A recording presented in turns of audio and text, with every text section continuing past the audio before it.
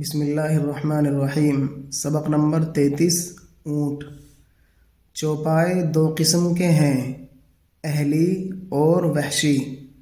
اہلی وہ ہیں جو پالنے اور پرورش کرنے سے انسان کے ساتھ مانوس ہو جاتے ہیں، جیسے گھوڑا، بیل، اونٹ وغیرہ۔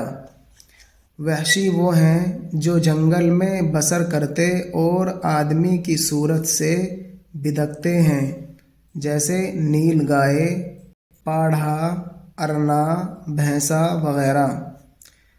تمام اہلی جانوروں میں اونٹ نہایت اصیل و نجیب، حلیم و سلیم جانور ہے۔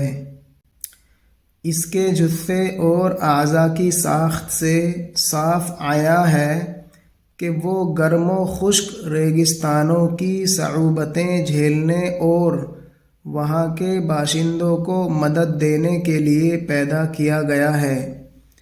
اس کے معدے میں قدرت کاملہ نے ایسے کارخانے بنا دیے ہیں جن کے اندر وہ ہفتے بھر کی رسد پانی کی اپنے واسطے بھر لیتا ہے اور بے آب و غیر آباد بیابان کو بے تکان طے کرتا چلا جاتا ہے۔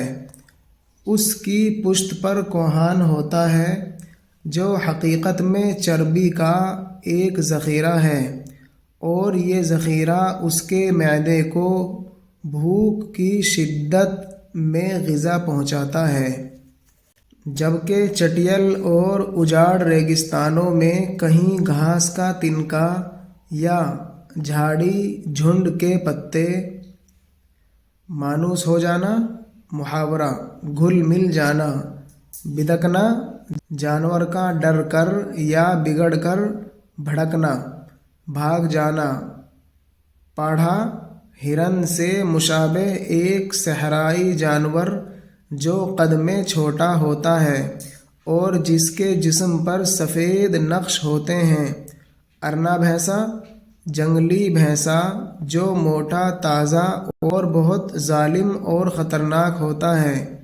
اصیل: اچھی نسل والا، خاندانی۔ نجیب: معزز، شریف، خاندانی، اصل نسل کا۔ حلیم: بردبار، نرم دل۔ سلیم: بردبار، حلیم۔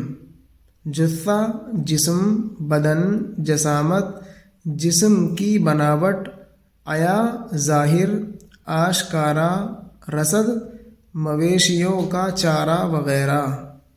ببول کے کانٹے یا چھوہارے کی چند گٹھلیاں بھی اس کو میسر نہیں آتیں تو کئی روز تک وہ بیچارہ بغیر چارہ کھائے نہایت صبر و تحمل کے ساتھ اپنی کڑی منزلیں طے کرتا ہے۔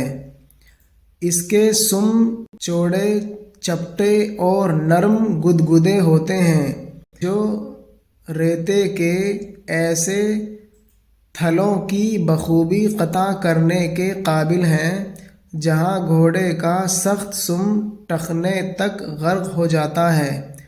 اس کی طویل گردن، اونچی ٹانگیں، اس کی مضبوط پسلیاں اور گھٹنوں اور کولہوں کے جوڑ صاف ظاہر کرتے ہیں کہ وہ بار برداری اور سواری کے لیے نہایت موزوں بنایا گیا ہے۔